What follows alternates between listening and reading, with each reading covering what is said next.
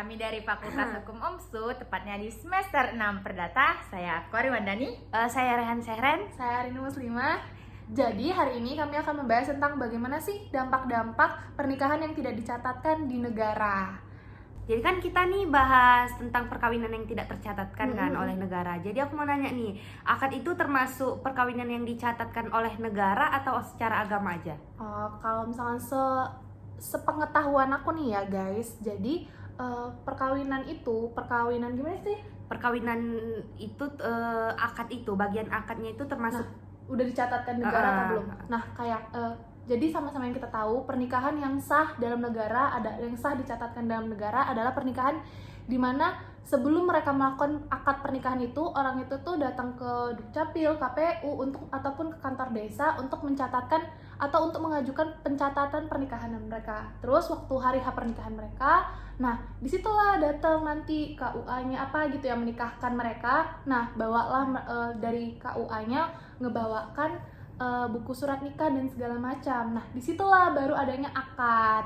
Nah, akad itu kan kayak simbolis dari suatu agama. Nah, kalau misalkan orang itu hanya akad tanpa ada surat-suratan, berarti orang itu hanya nikah siri. Tapi kalau misalkan udah ada surat-surat, terus orang itu ada akad, berarti orang itu sah secara agama dan secara negara.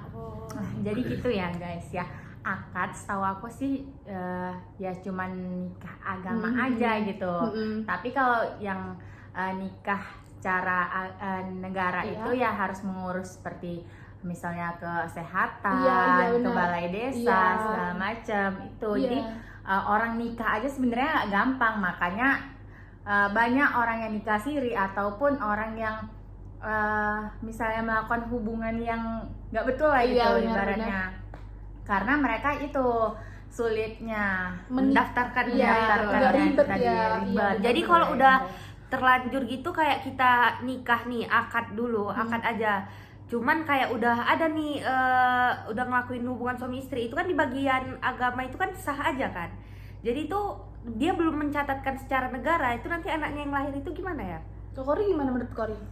Kalau itu mungkin dari bagian kekuatan hukumnya itu kurang gitu, ibaratnya dia memang ada hak untuk hidup segala macam dari negara, tetapi dari sosok keluarganya itu kurang gitu ibaratnya. Iya, jadi kayak misalkan kayak mungkin dia itu dapat hak untuk dilindungi secara hukum, dilindungi maksudnya dilindungi keberadaannya secara hukum di Indonesia, tapi untuk dilindungi hak-hak dia sebagai anak tuh kayaknya kurang.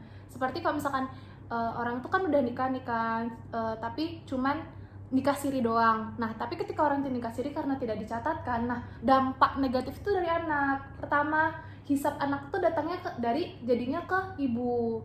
Nah, jadi ketika orang tuanya meninggal,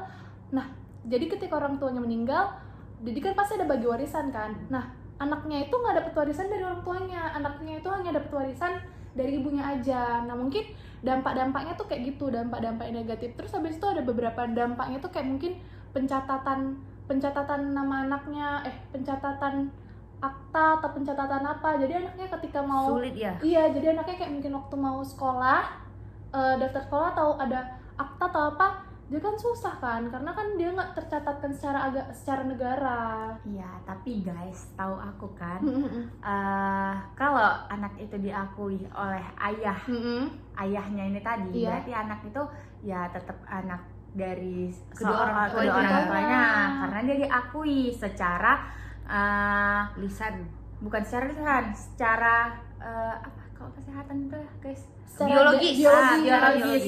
Dari biologisnya ditentukan dari DNA anak tersebut, dicocokkan sama orang tua dan diputuskan oleh pengadilan. Guys. Jadi dari kesimpulan pembahasan kami ini, nah ada beberapa dampak negatif dari pernikahan yang tidak dicatatkan oleh negara. Nah, berdampak kepada siapa? Berdampak kepada anak, berdampak pada istri, ataupun berdampak dari berbagai hal yang mungkin aja bakal timbul di suatu saat nanti. Ya kan, guys? Oke. Jadi sekian dari kita semua. Sekian dari kami bertiga. Iya. Jadi sekian, terima kasih. Dadah.